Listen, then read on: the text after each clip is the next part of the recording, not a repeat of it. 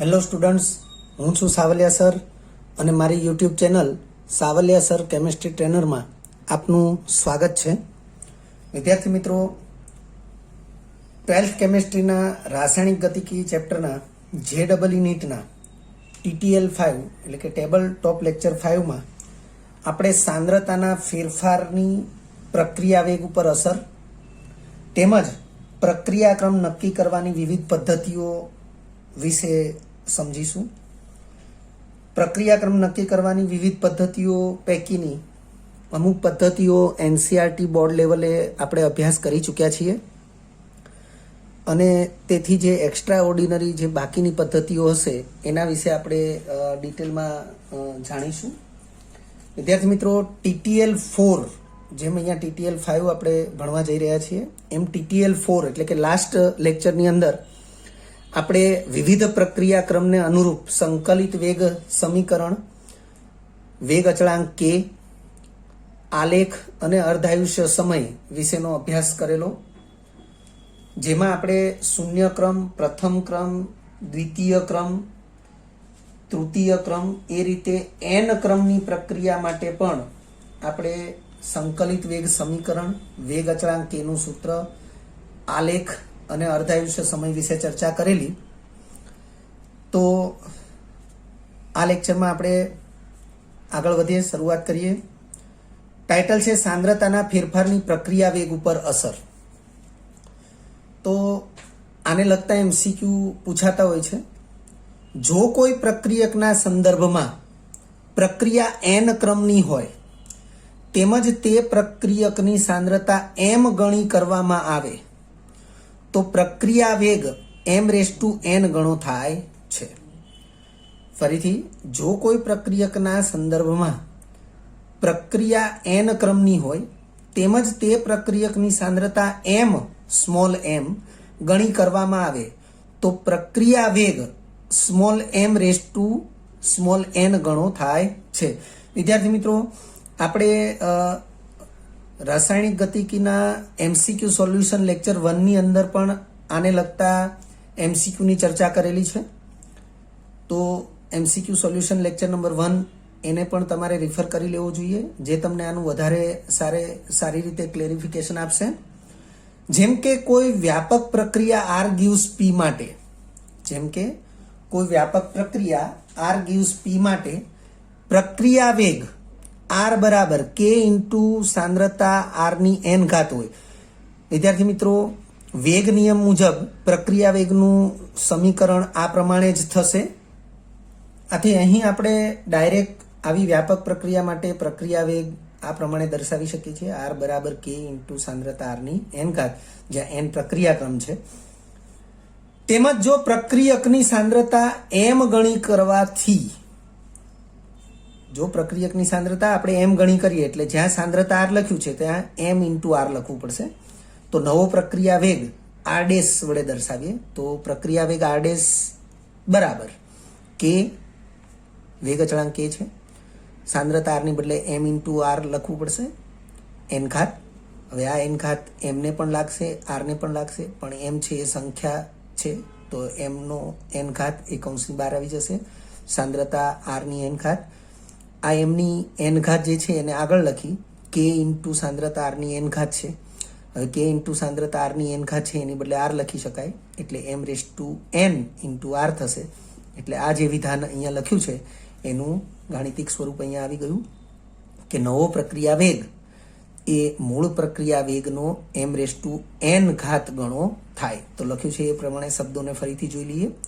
જો કોઈ પ્રક્રિયકના સંદર્ભમાં પ્રક્રિયક R સંદર્ભમાં પ્રક્રિયા n ક્રમની હોય તો પ્રક્રિયા n ક્રમની છે તેમજ તે પ્રક્રિયકની સાંદ્રતા m ગણી કરવામાં આવે તો તમે જોઈ શકો છો કે સાંદ્રતા m ગણી થઈ, ગણી કેતા ગુણાકાર થાય તો સાંદ્રતા m ગણી થઈ. તો પ્રક્રિયા વેગ m⁴n ગણો થાય તો જૂના પ્રક્રિયા વેગ અથવા મૂળ પ્રક્રિયા વેગનો m⁴n ગણો એટલે ગુણાકાર છે. m⁴n સાથે જૂના પ્રક્રિયા વેગ અથવા મૂળ પ્રક્રિયા વેગનો ગુણાકાર છે. એટલે આ પ્રમાણે પ્રક્રિયા વેગ m⁴n ગણો થાય છે. નેક્સ્ટ ટોપિક છે પ્રક્રિયાક્રમ નક્કી કરવાની વિવિધ પદ્ધતિઓ. વિદ્યાર્થી મિત્રો, અહીંયા 5 પ્રકારની પદ્ધતિઓના ફક્ત ટાઇટલ છે. સૌથી પહેલી પદ્ધતિ છે આલેખની રીત, જેનો આપણે એનસીઆરટી લેક્ચર્સ દરમિયાન અભ્યાસ કરી ચૂક્યા છીએ, બોર્ડ લેવલે પણ એનો અભ્યાસ છે. બીજા નંબરે છે સંકલિત વેગ સમીકરણની રીત અથવા વેગ અચળાંક કેની રીત, જેનો અભ્યાસ પણ આપણે એનસીઆરટી બોર્ડ લેવલે કરી ચૂક્યા છીએ. ઓસ્વાલ્ડની વિલ્ગન પદ્ધતિનો અભ્યાસ પણ થઈ ચૂક્યો છે. અર્ધાયુષ્ય સમય T1/2ની રીત અને 5મા નંબરે છે વોન્ટોફ વિકલનની રીત. વિદ્યાર્થી મિત્રો, આપણે સવિશેષ અભ્યાસમાં આલેખની રીત વિશે થોડો અભ્યાસ કરીશું ખાસ, કારણ કે આલેખની રીત વિશેના મતલબ એમસીક્યુ પૂછાતા હોય છે.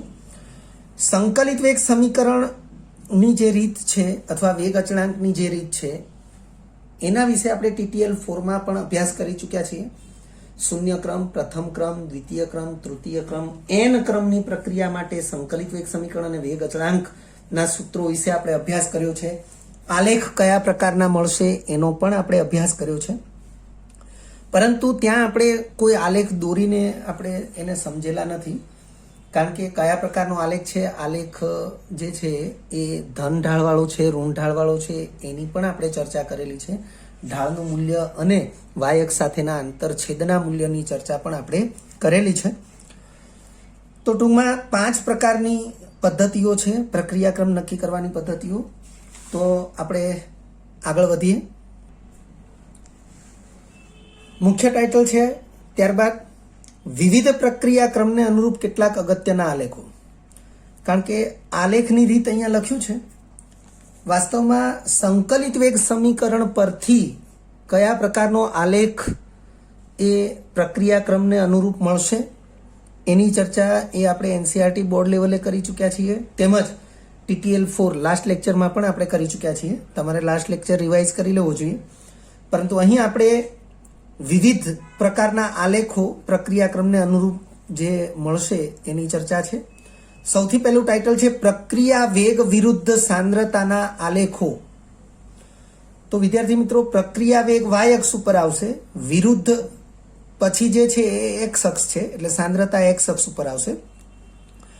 પણ તમે જોઈ શકો છો અહીં પ્રક્રિયા વેગ y અક્ષ ઉપર એઝ ઇટ ઇઝ પ્રક્રિયા વેગ છે, પરંતુ સાંદ્રતા જે છે એમાં શૂન્ય ક્રમની પ્રક્રિયા માટે સાંદ્રતા જ છે, પ્રથમ ક્રમની પ્રક્રિયા માટે પણ સાંદ્રતા છે, દ્વિતીય ક્રમની પ્રક્રિયા માટે સાંદ્રતાનો વર્ગ છે, તૃતીય ક્રમની પ્રક્રિયા માટે સાંદ્રતાની 3 ઘાત છે.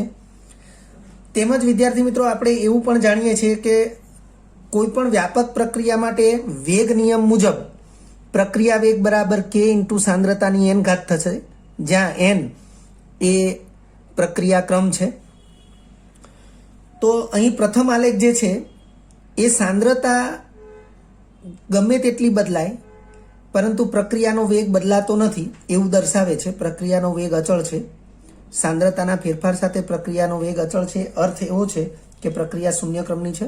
આપણે એને આ પ્રમાણે દર્શાવી શકીએ, વેગ બરાબર k ઇન્ટુ પ્રક્રિયકની સાંદ્રતાને r દર્શાવીએ અને ઘાતાંક 0 લઈએ તો આ સાંદ્રતામાં ગમે તેટલો ફેરફાર થશે, ઘાતાંક 0 હોવાથી આ મૂલ્ય 1 થશે અને તેથી પ્રક્રિયાનો વેગ એ પ્રક્રિયા વેગ અચળાંક જેટલો અચળ રહેશે અને તેથી એને આ પ્રકારે x અક્ષને સમાંતર રેખા વડે દર્શાવી શકાય. આવો આલેખ એ શૂન્ય ક્રમની પ્રક્રિયા માટે મળશે.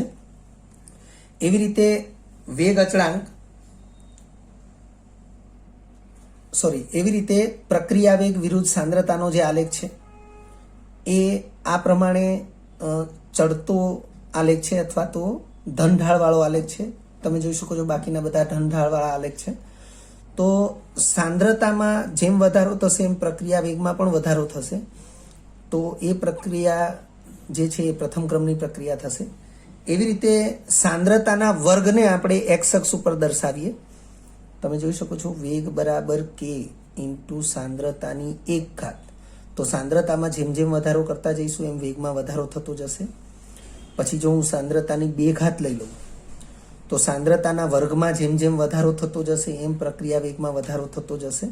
તો એ દ્વિતીય ક્રમની પ્રક્રિયા છે. એવી રીતે વર્ગને બદલે 3 ઘાત લઈ લઈએ તો સાંદ્રતાના ઘનમાં જેમ વધારો થતો જાય એ રીતે પ્રક્રિયા વેગમાં વધારો થતો જાય તો એ તૃતીય ક્રમની પ્રક્રિયા છે.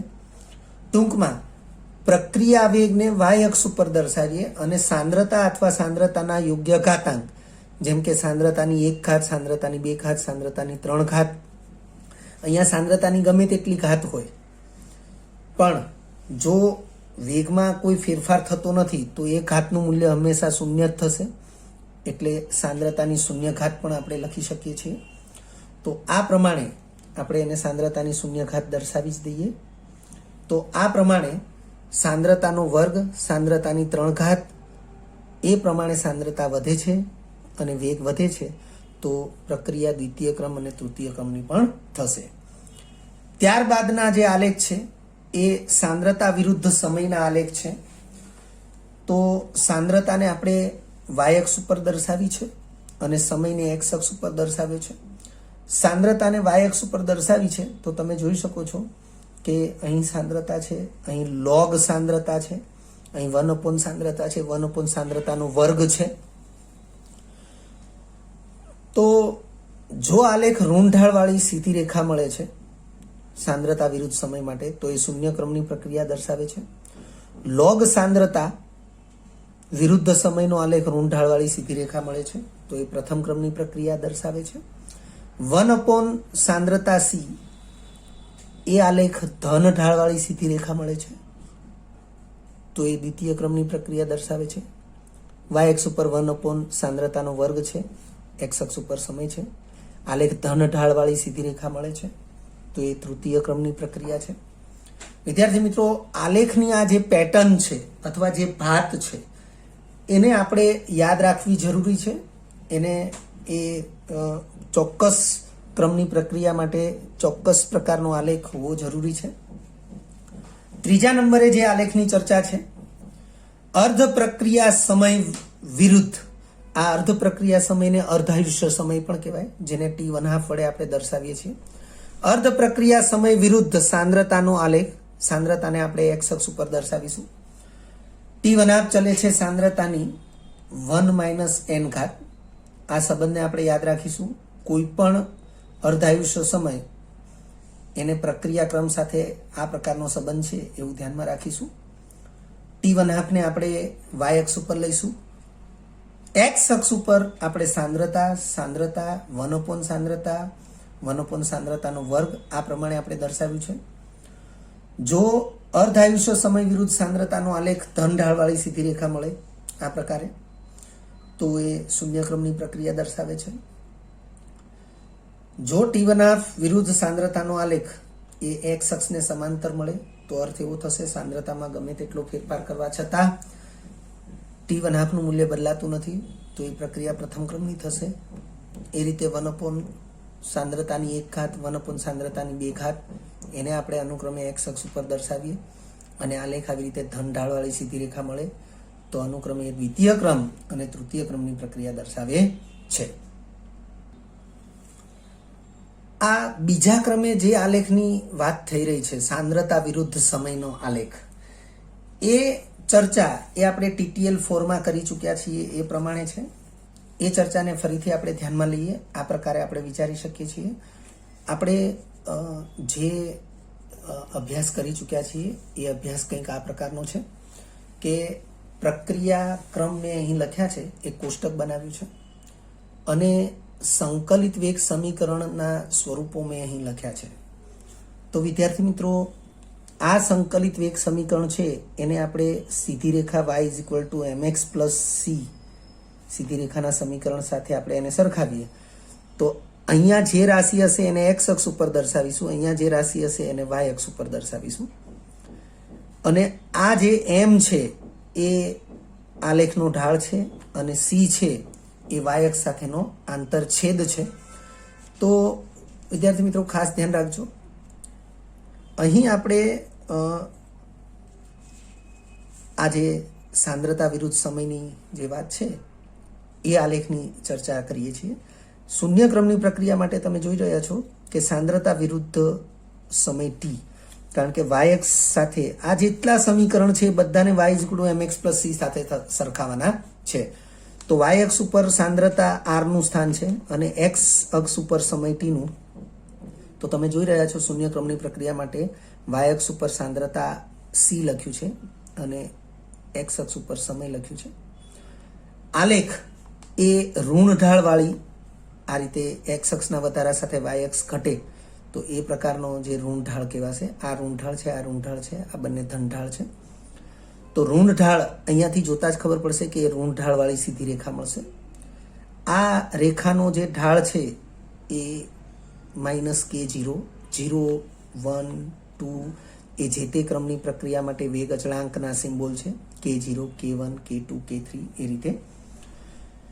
પ્રથમ ક્રમની પ્રક્રિયા માટે જોઈએ તો લોગ સાંદ્રતા r છે, તો વાય અક્ષ ઉપર લોગ સાંદ્રતા r છે, વાય અક્ષ ઉપર, અને એક્સ અક્ષ ઉપર સમય t છે. તમે જોઈ શકો છો આલેખ ઋણ ઢાળવાળી જ સીધી રેખા મળશે. આલેખનો ઢાળ એ ઋણ ઢાળ હશે જેનું મૂલ્ય -k1/2.303 જેટલું થશે. આ વાય અક્ષ સાથેનો આંતરછેદ એનું મૂલ્ય log r0 જેટલું થશે. શૂન્ય ક્રમ હશે તો r0 જેટલું થશે. આ જે ચર્ચા છે એ આપણે TTL 4માં કરી ચૂક્યા છીએ.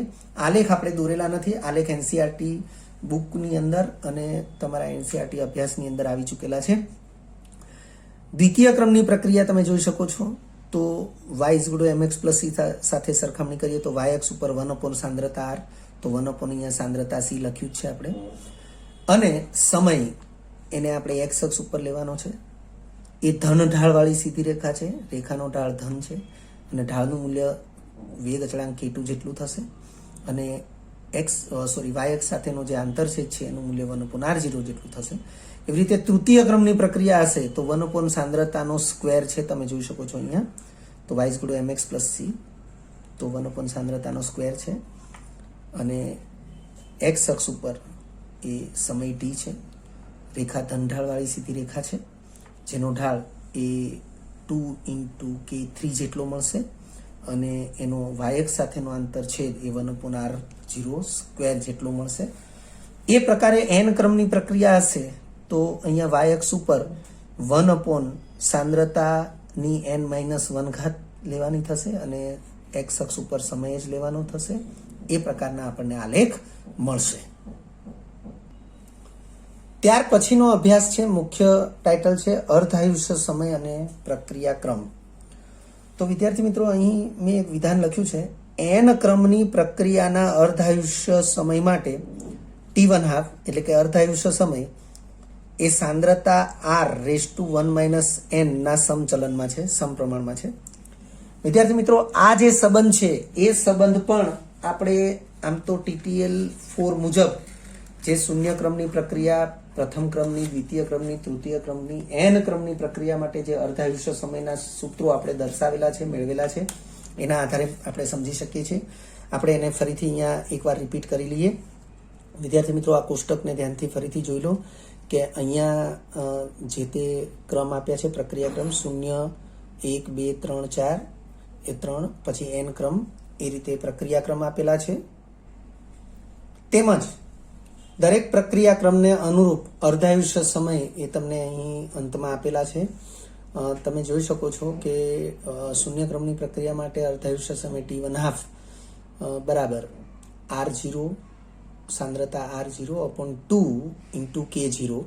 એવી રીતે અહીંયા k1 છે, અહીંયા k2 છે, 1, 2, 3 આ બધા પ્રક્રિયા ક્રમને અનુરૂપ વેગ અચળાંકના સિમ્બોલ છે. જેમ કે પ્રથમ ક્રમની પ્રક્રિયા છે તો t1/2 = 0.693/k1 છે. દ્વિતીય ક્રમની પ્રક્રિયા છે તો t1/2 = 1/k2 × r0, સાંદ્રતા r0 છે. તો તમે અહીંયા જોઈ શકો છો કે દરેક જગ્યાએ મૂળ સાંદ્રતા અથવા પ્રારંભિક સાંદ્રતા r0 છે એ તમને દર્શાવેલી આપી જ છે, પરંતુ પ્રથમ ક્રમની પ્રક્રિયામાં ક્યાંય સાંદ્રતા r0 નો ઉલ્લેખ નથી.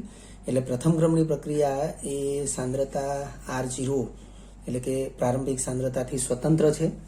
આલેખમાં પણ આપણે એ બાબતની ચર્ચા કરી ચૂક્યા છીએ. t1/2 વિરુદ્ધ સાંદ્રતાના જે આલેખો હતા એની અંદર પણ આપણે જોયું. હવે તમે જોઈ શકો છો કે અહીંયા સાંદ્રતા r0 ની 1 વિચારી શકીએ, અહીંયા સાંદ્રતા r0 ની 0 વિચારી શકીએ, અહીંયા સાંદ્રતા r0 ની 1 છે પણ છેદમાં છે, તો અંશમાં આપણે વિચારવી હોય તો -1 વિચારી શકીએ. એટલે એ જ બાબતને આપણે આ પ્રમાણે દર્શાવીએ. દાખલા તરીકે શૂન્ય ક્રમની પ્રક્રિયા છે, આ પ્રક્રિયા ક્રમ, અને પ્રક્રિયાક્રમ શૂન્ય છે. T1/2 નું સૂત્ર આપણે અહીંયા આવી રીતે જોયું કે સાંદ્રતા R0 upon 2K0. તો આપણે ચલનની નિશાની વિચારવી હોય તો આપણે આને આ રીતે વિચારી શકીએ. T1/2 ચલે છે, સાંદ્રતા R0 ની 1 ઘાત. હવે પ્રથમ ક્રમની પ્રક્રિયા માટે તમે જુઓ તો T1/2 is equal two 0.693 upon K1 છે. અહીંયા છે એ જ પ્રમાણે. આમાં ક્યાંય R0 નથી તો આપણે એને આ પ્રમાણે વિચારી શકીએ કે T1/2 ચલે છે સાંદ્રતા R0. હવે વાસ્તવમાં આની જો શૂન્ય ઘાત વિચારી લેવામાં આવે તો આ મૂલ્ય 1 થઈ ગયું, એટલે કે અચળ છે એમ. સાંદ્રતામાં ફેરફાર કરો એની સાથે T1/2 ને કોઈ જ સંબંધ નથી. તો આ 1 આ 0 એવી રીતે અહીંયા જો પ્રક્રિયાક્રમ 2 લઈ લેવામાં આવે તો T1/2 સૂત્ર આ પ્રમાણે આપણે જોઈ રહ્યા છીએ. T1/2 બરાબર 1/K2 ઇન્ટુ સાંદ્રતા R0 રેઝ ટુ 1. R0 છે, ઉપર 1 ઘાત દર્શાવી નથી પણ આપણે દર્શાવી શકીએ. તો આ જ વસ્તુને હું આવી રીતે લખી શકું. T1/2 ચલે છે સાંદ્રતા R0 એટલે પ્રારંભિક સાંદ્રતાની -1 ઘાત. એવી રીતે તૃતીય ક્રમની પ્રક્રિયા માટે વિચારીએ તો T1/2 is equal two 3/2K3 into સાંદ્રતા R0 નો વર્ગ છે. તો ચલનની નિશાની પ્રમાણે વિચારીએ તો T1/2 ચલે છે સાંદ્રતા R0 રેઝ ટુ -2. તો આ બાબતને આપણે સાર્વત્રિક રીતે n ક્રમની પ્રક્રિયા માટે વિચારીએ તો n ક્રમની પ્રક્રિયા T1/2 તો સૂત્ર આપણે જાણીએ છીએ એ પ્રકારે T1/2 is equal two 2n - 1 upon n-1 into K into n. સાંદ્રતા R0 ની n-1 ઘાત છે.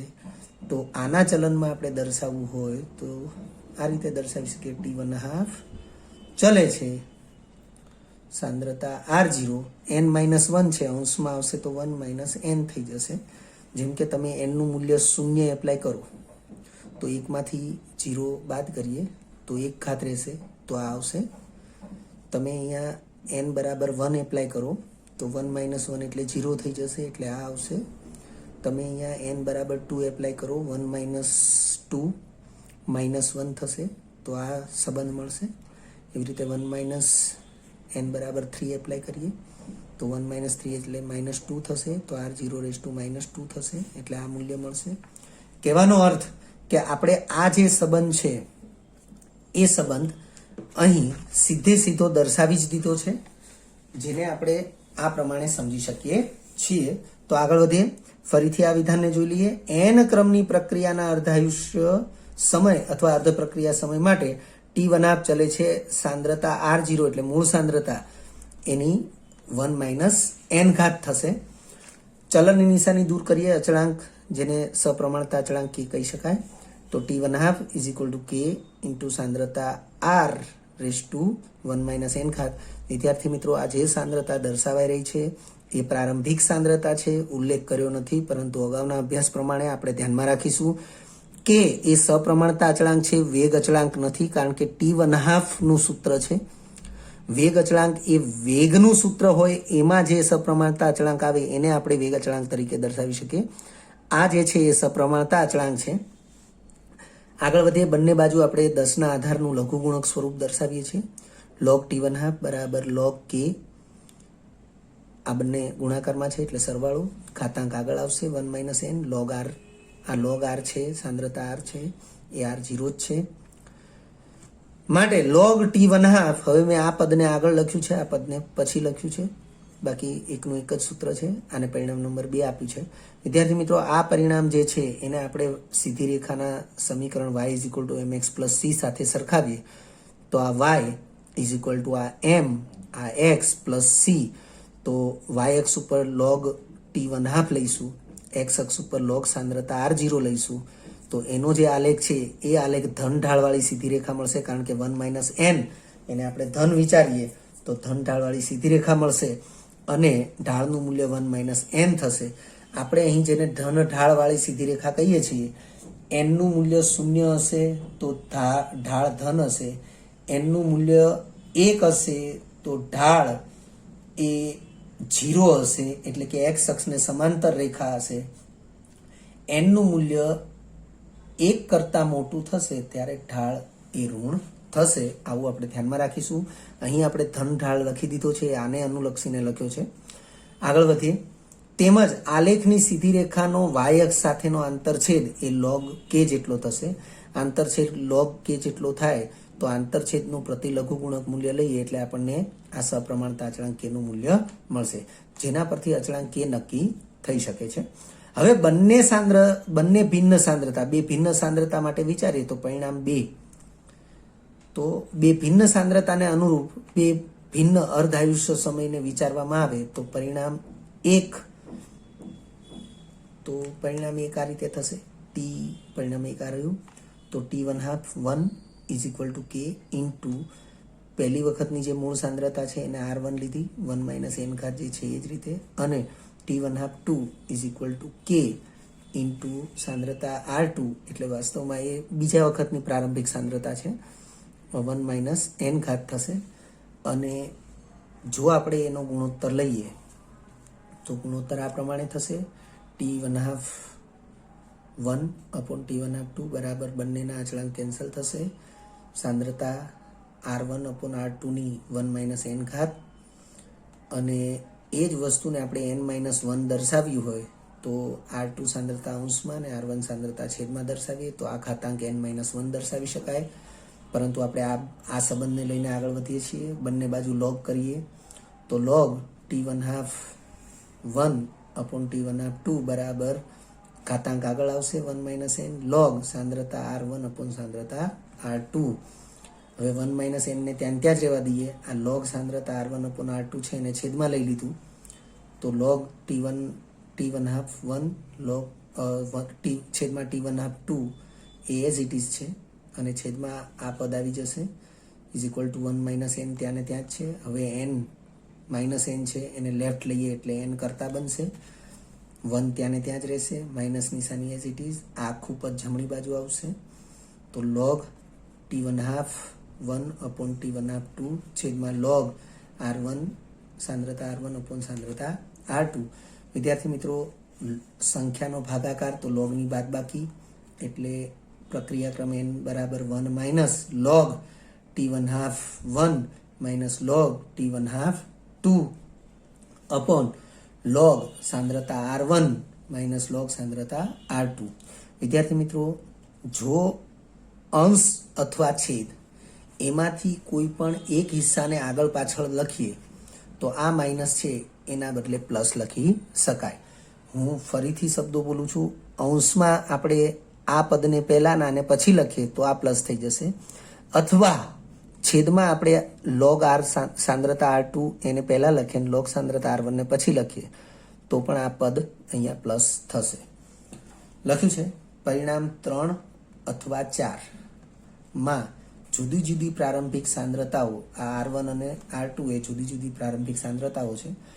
તો જુદી જુદી પ્રારંભિક સાંદ્રતાઓને આધારે પ્રક્રિયાના અર્ધાયુષ્ય સમય T1/2 1 અને T1/2 એને નોંધીને આપણે આ પરિણામમાં લાગુ પાડીએ તો પ્રક્રિયાક્રમ n નું મૂલ્ય મેળવી શકાય છે. ત્યારબાદ છે વોન્ટ ઓફ વિકલન અને પ્રક્રિયાક્રમ. વિદ્યાર્થી મિત્રો, કોઈ વ્યાપક પ્રક્રિયા R gives P માટે વિકલ વેગ સમીકરણ તમને અહીં આપેલું છે, -d સાંદ્રતા R/dt is equal two k into સાંદ્રતા R ની n ઘાત. વિદ્યાર્થી મિત્રો, આ બાબતને આપણે થોડી ડિટેલમાં સમજી લઈએ. R gives P કોઈ વ્યાપક પ્રક્રિયા સમીકરણ છે કે પ્રક્રિયક R નું નિપજ P માં રૂપાંતર, આ પ્રકારની કોઈ વ્યાપક પ્રક્રિયા છે. હવે જો આપણે વ્યાખ્યા મુજબ વિચારીએ તો પ્રક્રિયા વેગ બરાબર માઇનસ, કારણ કે પ્રક્રિયકની સાંદ્રતાના ફેરફારના સંદર્ભમાં આપણે પ્રક્રિયા વેગની વ્યાખ્યા પ્રમાણે જો સૂત્ર બનાવીએ તો -1 તો આનો જે તત્વયુગ્મિતીય ગુણાંક છે એક જ છે એટલે 1/1 લખવાની જરૂર નથી.